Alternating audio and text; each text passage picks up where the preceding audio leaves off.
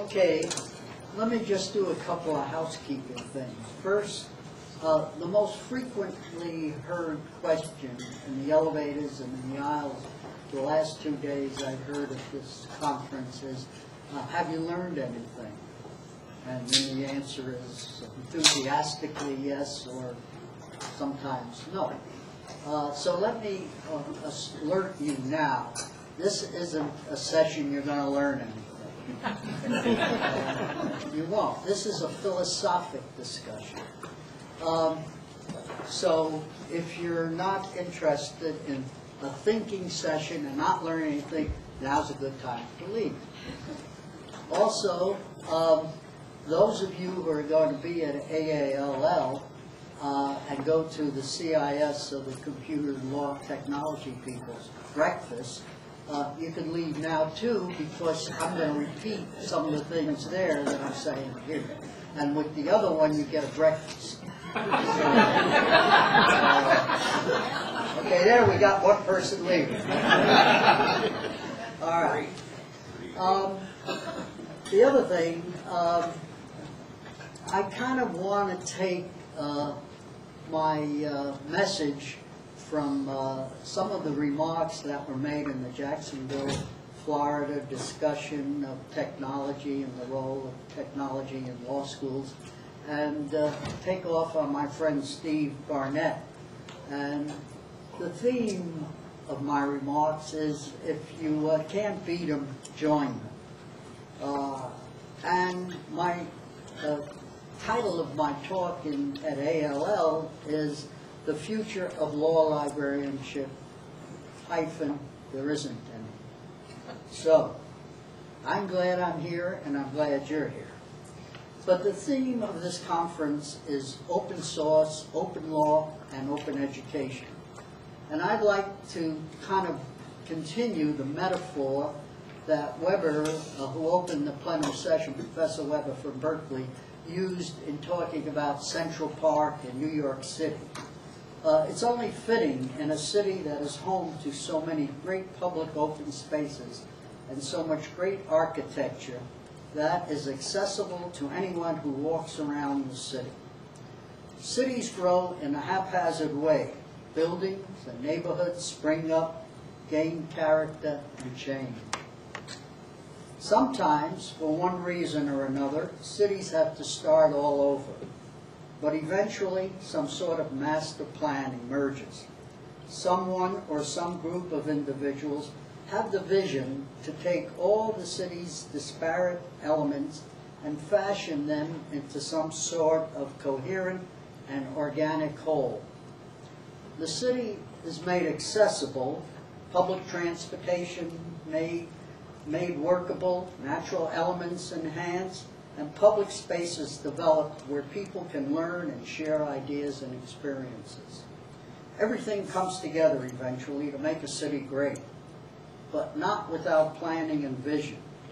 The web and open source law-related information are somewhat like Chicago in the late 1800s. The city was messy, full of life, industry, and commerce, but without much order or culture to make the city as livable as it might be.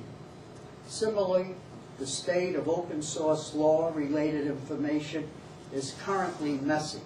It requires organizing, moderating influence that can work to bring disparate resources together and add to them and make them usable. You know, at one time, those of us who were educated in library science or went to library school, the schools were called, you got a degree in library science. Today, you get a degree in information. And library schools are changed to schools of information. And one of the reasons it was called library science, there was a classification scheme. There was a organization to knowledge that we studied as librarians.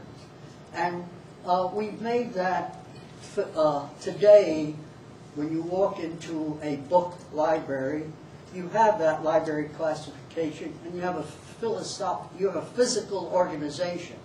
Those of you who have had an opportunity to look at this law library, here's a copy, you can pass them around if you haven't been through their library, of a map of the library and where resources are. You know, you walk in the library, you know, on the 6th floor will be government documents, on the 7th floor is foreign international law, and then within that, those physical areas, we knew also where the classification, where the materials were. They were all accessible.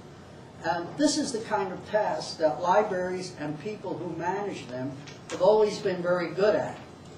Libraries have traditionally been open resources, admittedly some more open than others. The very idea of a library involves both book collecting and sharing, collecting disparate information, resources, developing them into a coherent whole, and sharing these resources, and the facility that houses them with a wide audience. While libraries have evolved from sharing single copies of precious manuscripts from scholar to exchanging information over a network available to millions of individuals, the role of the library, its very mission, has not changed all that much. It's simply that the tools we use to accomplish this sharing of information and resources have changed so very radically. Libraries and librarians have always adapted to new technologies, new models of communication, and new information, and will continue to do so. The challenge for us now is not so much to adopt these changes, but to preserve our independence as we do so.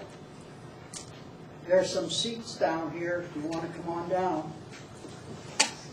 For just as we have witnessed the evolution of the web from an academic network designed to foster exchange of information among scientists to a virtual marketplace for ideas and commerce, so has information itself, at least as reduced to a digital medium, become encumbered with restrictions on its use.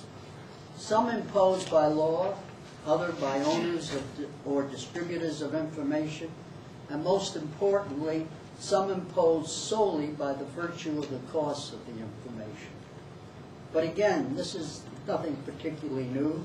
There's always been a price.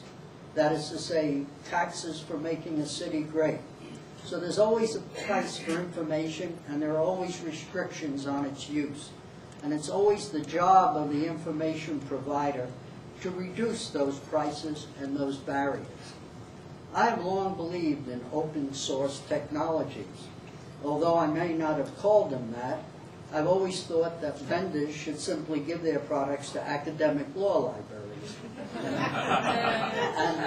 and I've managed to get some that way. Barring that phenomenon, however, we clearly need to work towards developing resources that will ensure that libraries, in whatever format, continue to fulfill that mission, to make information, if not knowledge, as openly available, as easily accessible as possible. Now, my co-lecturer this afternoon is Jeannie Price, and again, let me tell you, not Kathy Price, some of you thought about. And in Texas, when you go to hear a concert by Willie Nelson, the minor person band gets up first and plays for a couple hours, and then you get the real essence, Willie Nelson. So I now give you the real essence of Jeannie Price.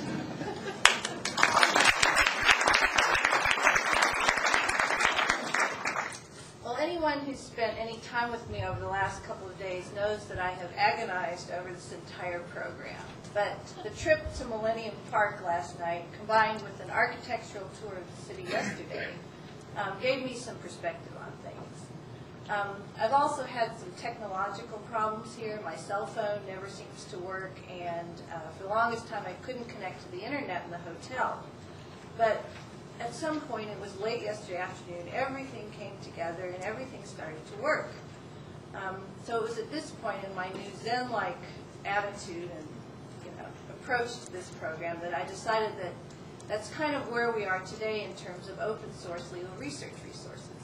We have some visions, we know, I think at least, where we want to be, and we have the tools to accomplish that vision. But these tools may not work in quite the way we want them to, or we haven't made the necessary investments in time and energy and money where we can bring everything together to make a great, or more than one great, public and open space for law-related information. So just so you know the agenda for the next 45 minutes or so, I'm going to begin, oops, I skipped that slide, Mr. Mirsky. I'm going to begin by talking a little briefly about the problem, or what we see the problem as. Although digitization technologies have increased the availability of law-related information, students and the public don't use these resources particularly well. There's no organizing principle that works to make this mass of information available. I'm sorry. There's no organizing or order that makes this enormous amount of information accessible to students or the public. These are impatient people who want to access information immediately when they need it, as they need it, and it's very hard to do that through open source resources. We have a very long way to go before sensible, usable, and comprehensive legal information is really freely available. Second, the question comes to mind, why should we, librarians and IT professionals, work to fix the current state of affairs? We aren't the great entrepreneurs of the world like Marshall Fields and Palmer Potters. We're academics and academic support staff. So why is it important that we fix the state of affairs? Finally, what have we as librarians and IT professionals learned from our past as organizers of information and educators of law students and the public, and from the delivery of information in the print environment, about the kind of online open source legal research resource that would be useful to students and the public? Finally, how do we get from where we are now to where we want to be? An online environment that supports free and open access to primary and secondary authority, that's easy to use, and that educates at the same time that it informs.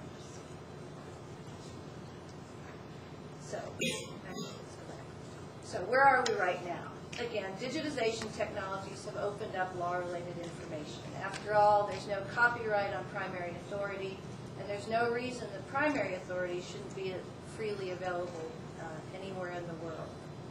And while some government agencies in the public sector have succeeded in putting law-related information online, the use of that information is made more difficult by its fragmentation and the fact that it's out of context. To continue the Chicago analogy, we have some great buildings that are open to the public. We have Thomas, a great legislative history resource. We have Oye, a Supreme Court resource that's incredibly useful. And we have a couple of very exciting public spaces that have started to bring things together. Cornell Legal Information Institute, Worldly, and all the other legal information institutes that are really taking on a very big project in trying to organize information and make it available to audiences of very different expertise and experience. But what we still don't have is something that pulls everything together, primary and secondary sources, and puts it into some sort of comprehensible context. But as Professor Mirsky's pointed out, that's what law libraries have always done historically fairly successfully. We put information in context. In most law libraries, at least, there's a logical arrangement of materials, and that's more than a call number arrangement. For while call numbers enable users to find similar materials shelved together, the physical arrangement of many collections within a library has helped students and the public alike understand the relationships among different types of legal materials. And while it may seem simplistic and obvious to shelve all of the different versions of the U.S. Code in one place, and to shelve digests near reporters, to separate state and federal materials, it's these physical arrangements of types of law and jurisdictional materials and the separation of primary and secondary sources in a library that help to reinforce distinctions among content in all these resources. A Apart from context, there's also the problem with the content of law-related information available online. While there are few obstacles, again, to the publication of primary authority, online secondary authority is much more problematic, and it's easy to understand why. Authors and publishers have made an investment in secondary sources, and it's only appropriate that they recover on that investment. But secondary source material is often the most useful, and its availability on the web is restricted, often by far more than the usual copyright protection that's long been in place for print resources.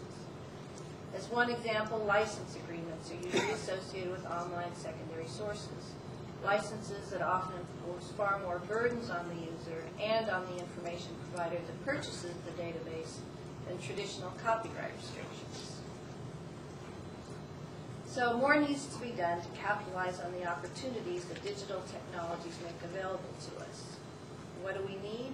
First, we need to work toward reduced barriers to access to reliable and authoritative secondary sources.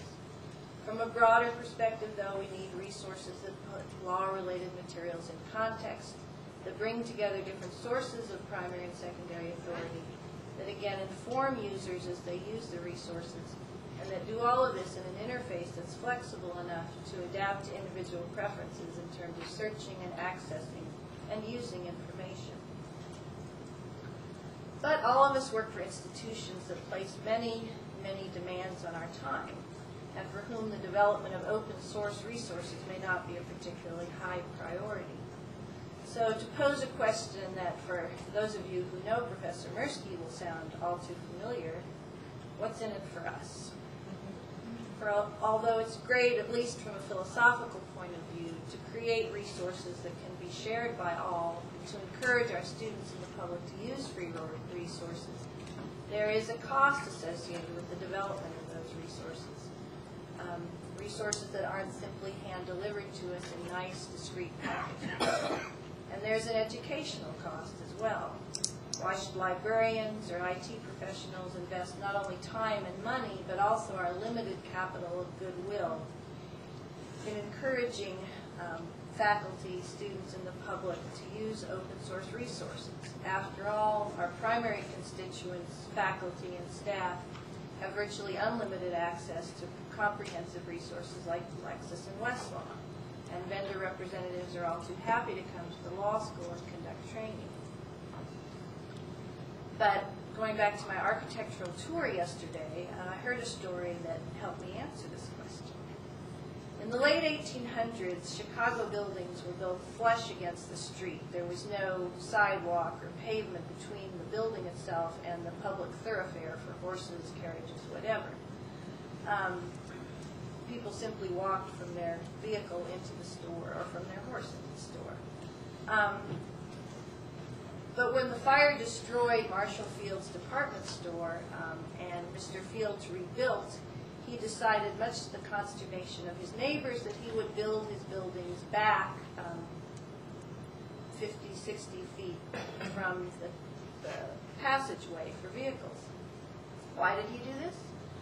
He saw ahead. He saw the need for places in which carriages, bringing in the wealthy from their homes, could park. He wanted them to park at Marshall Fields. And he saw the need for sidewalks so that his wealthy clients could walk from retail establishment to retail establishment, spending money all along the way.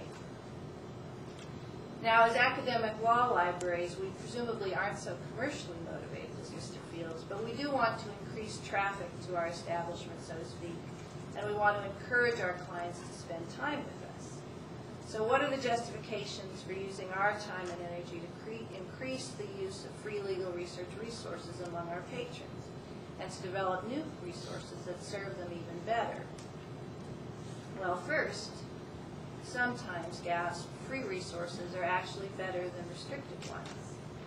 Both in terms of content and interface, the IRS's version of its market segment specialization reports is easier to read than the Lexis or the Westlaw version.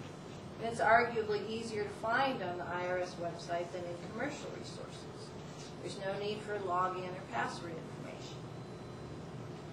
Moreover, sometimes free resources educate users simply by identifying the agency that publishes law and putting its documents into some sort of context. The National Labor Relations Board not only publishes the text of its decision, but it explains, albeit briefly, the different types of decisions rendered by the board.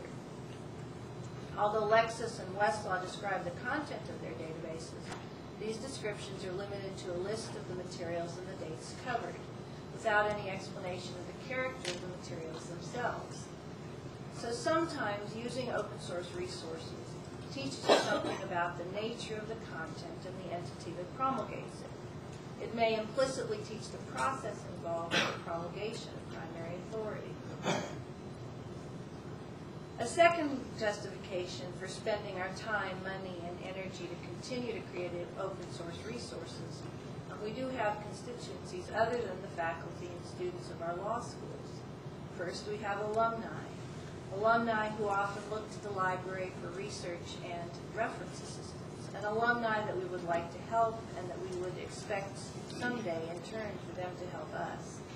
At the University of Texas, we're expected to serve the greater University of Texas at Austin campus, and as the only law library within the University of Texas system, the entire system of universities around the state. So we work with pre-law programs in various system schools, paralegal programs, government information and business schools, and these students and faculty don't have access to the sorts of comprehensive resources and comprehensive commercial databases that the law school provides. We build valuable goodwill in creating resources that can be used by these communities as well as by the public at large.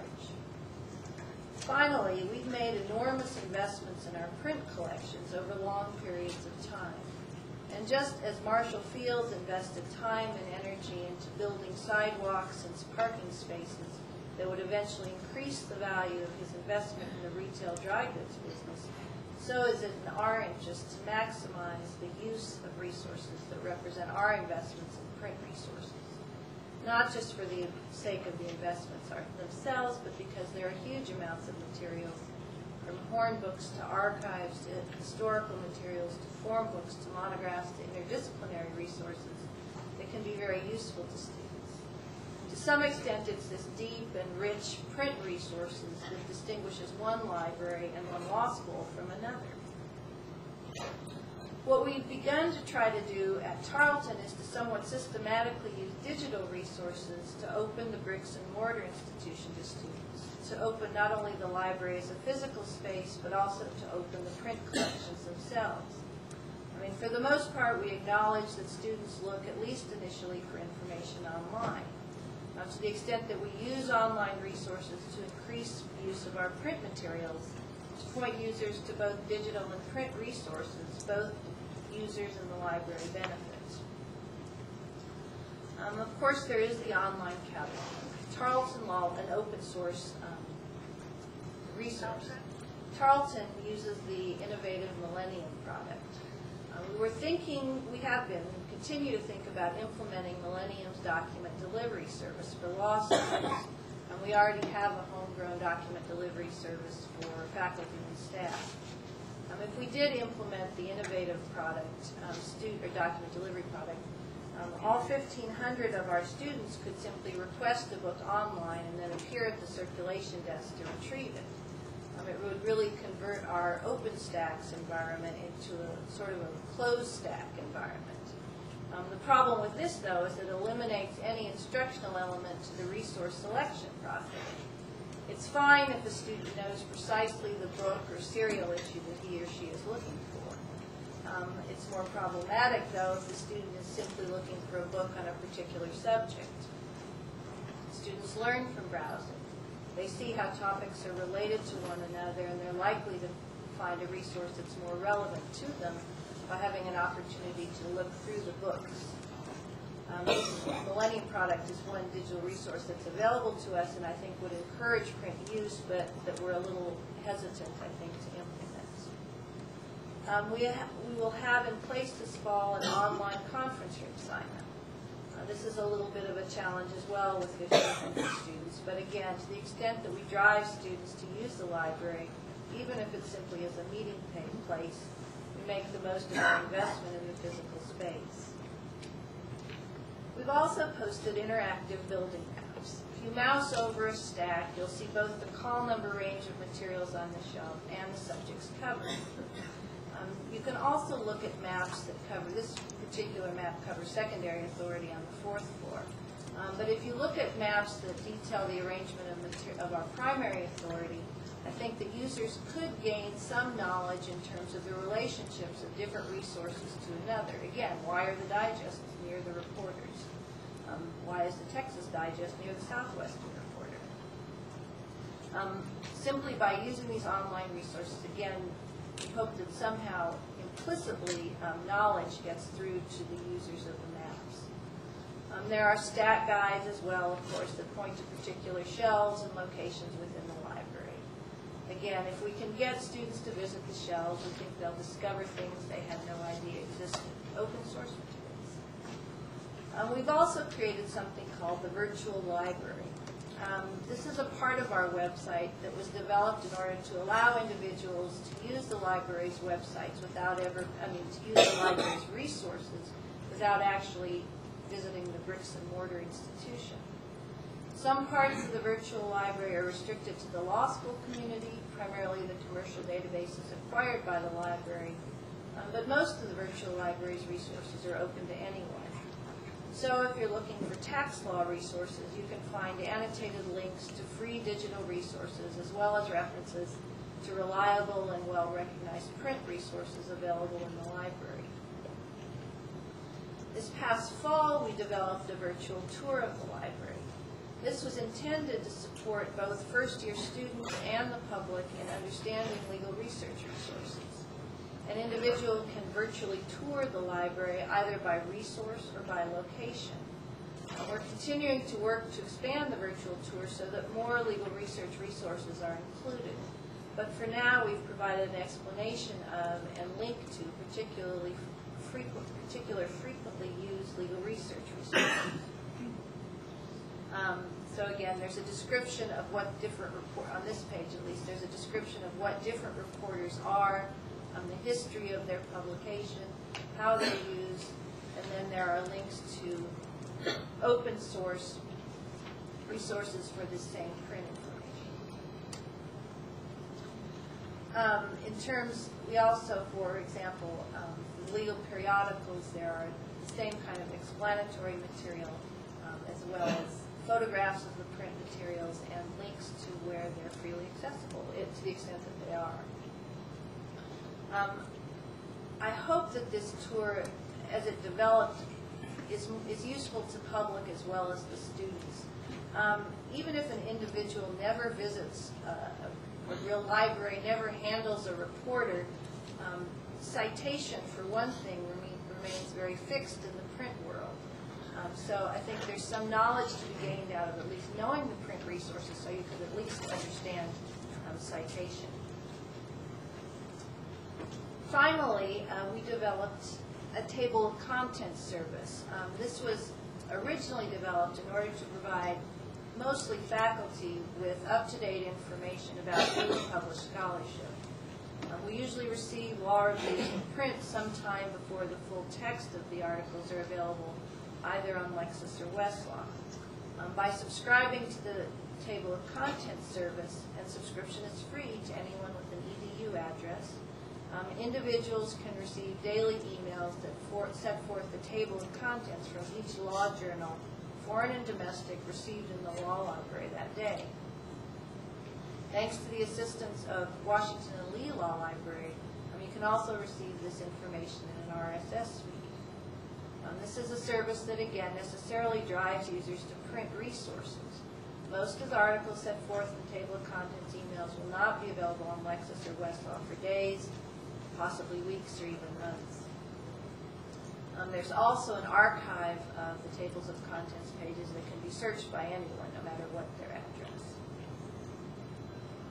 So, once the Chicago fire had come and gone, building codes were written, and builders learned to encase the iron framework of their buildings in terracotta or stone to protect the foundations from fire. And although we've not yet witnessed the equivalent of the Chicago fire in terms of legal research resources and instruction, we We do have an opportunity to learn from our experiences organizing and disseminating information in the print world, and from our experiences interacting with the current generation of law students. What can we learn from these experiences that will help us develop truly useful online resources? First, people access and process information differently. How many times have we as reference librarian been asked for the green book on landlord-tenant relationships, or the book on the 4th floor near the conference room that's about corporate tax? Visual and kinetic clues are important. And some libraries have gone so far as to color code their books to assist students in finding and using them. The New England School of Law library catalog allows users to search and locate materials by color. So whatever helps students or the public to distinguish one type of law resource from another, whether that be color, whether it be particular icons that symbolize different types of law or different jurisdictions, or that distinguish between primary and secondary authority, should be incorporated into any comprehensive online law-related resource. Not everyone learns best in the text environment. I didn't scroll down far enough when I printed this screen, but if you, at the bottom of this box right here, there's an option to search by color, or limit by color, that's it. Secondly, and I think more importantly, resources that package and disseminate legal information are tools and nothing more. Technology has simply increased the number and variety of tools that are available to us to access legal information. At one time, we were able to look at reported opinions in official published versions as well as in the unofficial versions, often published by West. And apart from some editorial enhancements, again, more tools, the content was the same. How we access the information differed. Law students and the public need instruction as to the content of legal information and the relationships among different types of legal information. They need to understand distinctions between statutes and administrative regulations, the differences between state and federal judiciaries and administrative tribunals, and the nature of different secondary sources. Information about the content of legal research resources is what librarians can and should be teaching law students. Tools are constantly changing and new tools developed. Law students don't think they need instruction in online databases, but why should they? They have high expectations. They see no reason why they shouldn't be able to find what they need on Lexis and Westlaw as easily as they can on Google. We shouldn't have to train users to use online resources. Google sets a very high standard. Going back to Millennium Park, when people visit the park, listen to music, they don't need to know how the speaker system works, and they don't need to be told where the best place is to listen to music. Their individual preferences should prevail. So is it on an online information resource. If you know more about Google, you're better able to use it. For example, you can search Google and find only particular sites from a certain domain, or you can search for only URLs that end in a particular suffix. But is the time and investment worth learning these additional tricks in order to use Google more efficiently? It may or may not be. But this generation of students really doesn't want to have to invest any time and energy in learning tricks. They expect to be able to find things simply. And students are sometimes resentful of instructors who attempt to teach them what they think they already know. So our philosophy is to let the vendor representatives teach their products, but rather let the librarians teach content and the types of law-related information and the relationships that exist among these different types of legal information. And let the law librarians create free online resources that don't require much instruction in their use, that are comprehensible to those who understand legal information and that provide assistance to those who don't. But using a Google-like interface and search mechanism to facilitate retrieval of law-related materials might seem impossible. But designing an interface and search mechanism that would inform users by requiring that they make intelligent or at least somewhat considered decisions about the kinds of information they're interested in finding does seem doable. Suppose the law student is interested in finding materials on capital punishment and enters the term death penalty into a search box in an online law-related information resource. The resource's taxonomy should enable it to limit his request. The resource's taxonomy should be able to translate death penalty into capital punishment and vice versa. And the interactive resource might ask the researcher to limit his request to primary or secondary authority, perhaps not in those terms. Do you want the law or explanations of the law? And to limit your request by jurisdiction. A simple interface that interacted with the user along a few parameters and retrieved materials based on those preferences would go a long way in both instructing the user and forcing him to distinguish between different legal research materials and allowing him or her to sensibly use the materials retrieved. So finally, how do we get from where we are today, a conglomeration of great buildings, or very useful but very fragmented legal information resources, to where we want to be, a world where comprehensive law-related information resources both inform users about law-related information, put that information in context, and enable users to find and use it efficiently. First, we as information providers should ensure that the materials we produce are open source, or at least as close to open source as is possible. There are any number of organizations that promote free exchange of information while preserving the creator's rights. The Creative Commons is probably the best known of these vehicles. Use of licenses created by Creative Commons enable authors and other creators to dedicate their works to the public domain, or to keep certain ownership rights while allowing free use for particular purposes. Creative Commons allows owners to customize permissions in their works. Authors may allow or disallow commercial uses of their works, may permit or not modifications to their work, and may specify the jurisdictions in which the license applies. What's especially nice to see is that other online resources have incorporated the Creative Commons ideas into their own products. Yahoo provides an interface that allows individuals to search only materials that bear the Creative Commons license, and even to limit the search within those materials to those that can be used for commercial purposes or those that permit modification. In addition to publishing our own materials and encouraging others to publish in more open formats, we as librarians can be vigilant about the terms of license agreements that we do enter into.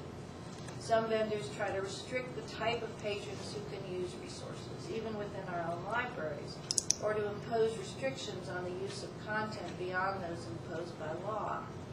Again, to the extent that we resist these restrictions and encourage publishers to make their resources as open as possible while protecting their ownership interests, our patrons, the law school community, and the public alike will benefit. We should also encourage publishers and other distributors of information to allow open access to materials to continue to provide those resources free of charge to a wide audience.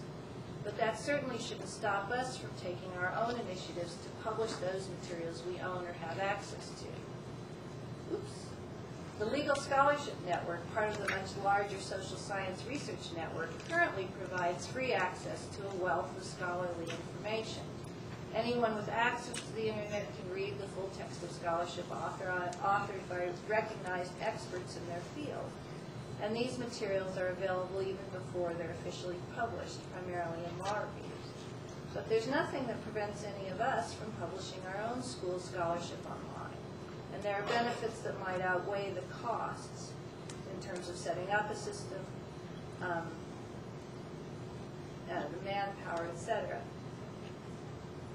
Duke has, I think, taken a great initiative in providing full-text access to articles published in its law reviews.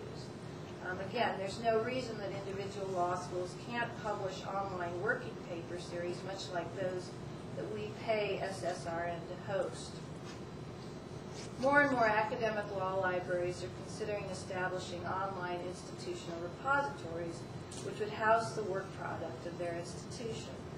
There are commercial products that support the development of those institutional repositories and allow the contents to be tagged by metadata to enable easy access. Again, I think we can support open access by undertaking these own institutional repositories on our own initiative. Finally, if we're to create a true public space for law-related information, we as educators need to collaborate to identify existing resources, create new ones to fill gaps, and coordinate access to resources. It's organizations like CALI that help us do this and that combine technical expertise with knowledge of content. I hope that this has all given us something to think about, and I, for one, look forward to working with you and others to create these resources. So thank you.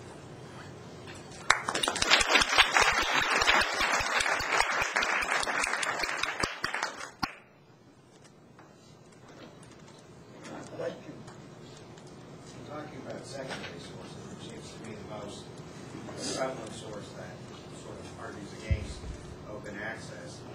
How would you treat or think about treating things like annotated code, which put code on its own sometimes is fairly unexplanatory given the limitations that the legislator has in writing it, and all the annotations and editorial enhancements would put it into content for lawyers.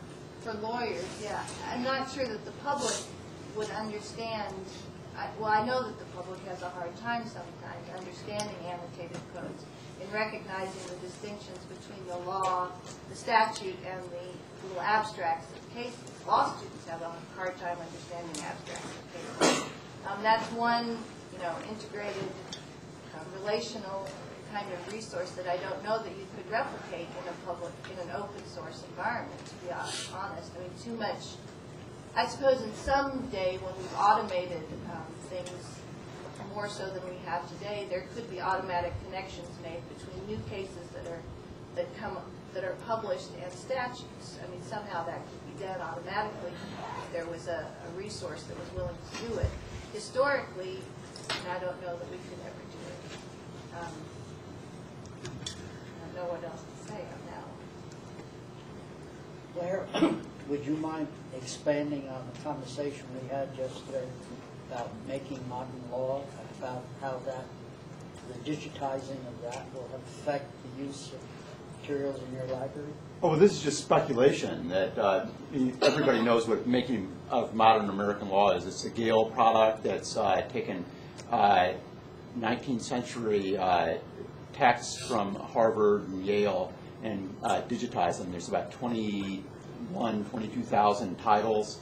And I think it's to be seen what that does to the demand for print. But we're speculating, some of us, that it'll actually increase the demand for print. Because I know in my own law school at Yale, our faculty ask for the print version when there's PDF. They'll frequently contact our faculty services librarian and say, can you get me the book? Even though they can read it in PDF, or we can give them the PDF of it. And so it's just going to be interesting to see whether this acts as a sort of a more grand online catalog to get access to print materials. So we're trying to figure out whether or not some of this material should move off-site. We have twice daily delivery or not. We're keeping it on-site because we think that maybe the demand will go up for this material. So we'll see.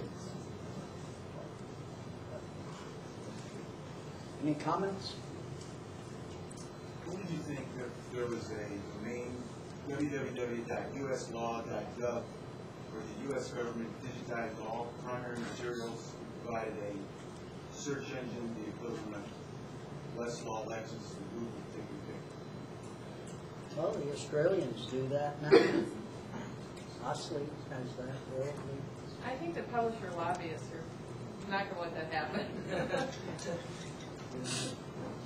Well, there's the black helicopter scenario too that causes some concern.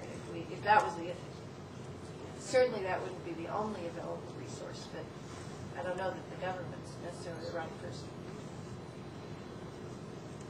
The information lobbyists now are fighting everything possible to make sure the government doesn't do those kinds of things. useful to something like that anyways. Just having the text of a statute in a case, just plain on Without the space, enhancements? I mean, you just are confusing any research by putting something.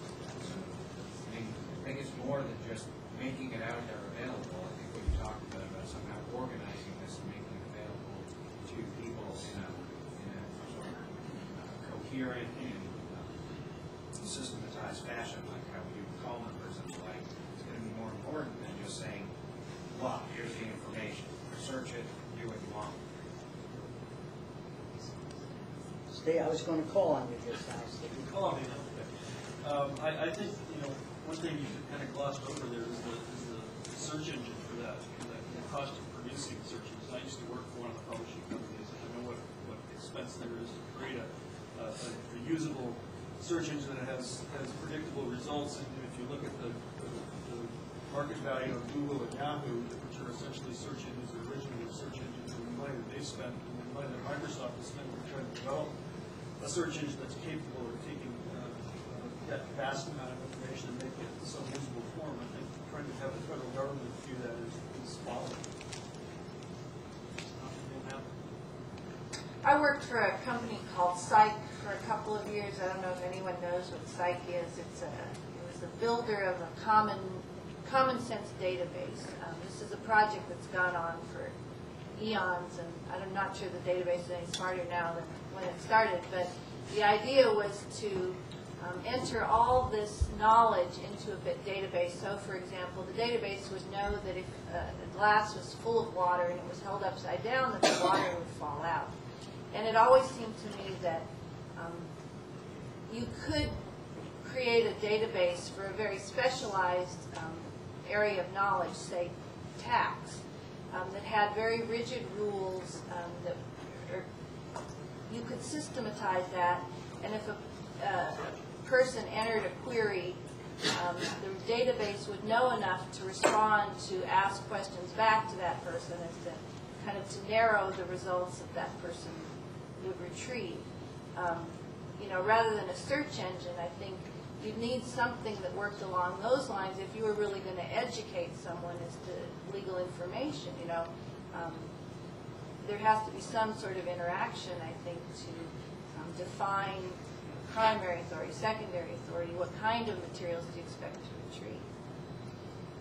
In terms of Blair's comments, in talking about open source, I hardly think that the digitized version of the making of modern laws and open source government cost of it is astronomical. About 3 years worth of Westlaw Lexis for an academic law library for a slice of law that's obviously very important, but not something that most law students anyway would care about.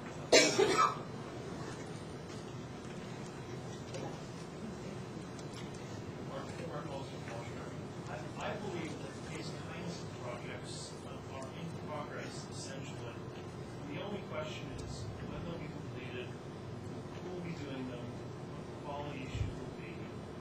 And I feel in my heart of hearts that librarians have to be at the forefront of this. If they don't do this, those that do pull it off will essentially pull the rug out from under the entire profession. In my same heart of hearts, I've always hoped that ALMED, ALL would be one of the driving forces, perhaps the leader on building this kind of thing. I think it is doable. I think you can do a good enough. In life, I once talked to a sport player who said, the trick, Mark, is putting the right amount of energy, not overdoing, getting just good enough. And I think you can do it good enough with the existing straight up. I concur. I agree with you. And Steve, what do you think? Will this save the law library profession if we do it? Absolutely. I think that's a wonderful comment. I totally agree with that. I've always felt like librarians missed the boat with the web early on in terms of how the web is organized. The library profession has been a vital force in the early days of the web. I think would look very different now and be a lot more useful in this progress process. Probably be a lot more growth. Well, we adjourn early. Thank you. Thank you.